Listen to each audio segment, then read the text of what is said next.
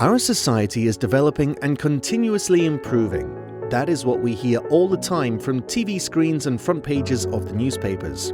Undeniably, there are a lot of problems, but we are becoming more socially orientated, tolerant and culturally diverse. We would like to believe that there is less discrimination and more understanding. Most people think we are on the way to our ideal future. It all sounds very enthusiastic. But the truth is that discrimination will never be eliminated and is still strong as ever within our own government. What would you do if you were faced with discrimination? What if you can't ask for help because of the fear of losing your job? What if you worked for federal law enforcement and your chief of police threatened to hang you from a tree? Would you start second-guessing your career choices? These are all questions Federal Law Enforcement Officer Christopher Reed asked himself daily. He was the only African-American police officer within the Department of Interior Office of Justice Service Uniform Division, an agency with 300 or more federal police officers with the mission to enhance the quality of life, to promote economic opportunity, and to carry out the responsibility to protect and improve the trust assets of American Indians, Indian tribes, and Alaska Natives. He worked in the Office of Justice Service Division of the Bureau of Indian Affairs Police Department in Standing Rock Agency, North Dakota, and was required to be relocated from duty station to duty station because of his race. He was discriminated against, targeted, investigated, retaliated against, and survived in one of the oldest agencies in the U.S. Department of Interior. A recent news article from High Country News written by Anna V. Smith states, one of the oldest agencies in the Department of Interior appears to have some of its worst harassment problems.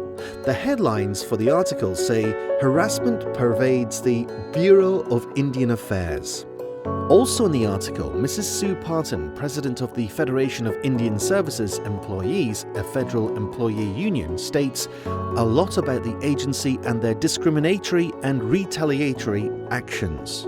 One of the things that shocked me was the intimidation factor, says Parton, now president of the union.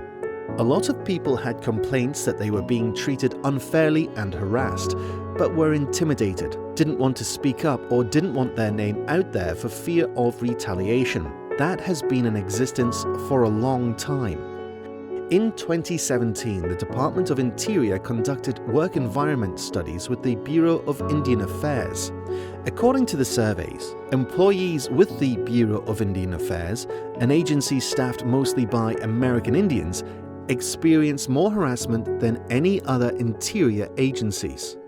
Recent investigations show that little meaningful action has been taken to prevent such harassment or address it when it has been reported. In his new book, Black with a Gold Badge, he reveals the crimes, racism, and injustice inside the ranks of the Department of Interior, Bureau of Indian Affairs Office of Justice Services. The reader will be taken inside the DOI, BIA, OJS, and see for themselves the real stories of the crimes, racism, and injustice. You will get to see the Freedom of Information requests from internal affairs investigations, EEO complaints, and real-life stories of incidents from within the ranks of the agency. This is a must-read for anyone who wants to know about the workings of the US government and the secrets that lies within.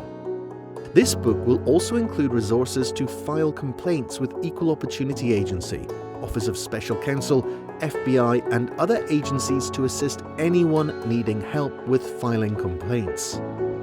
Black with a Gold Badge will be available in 2019. Even if you decide not to back this, you can help.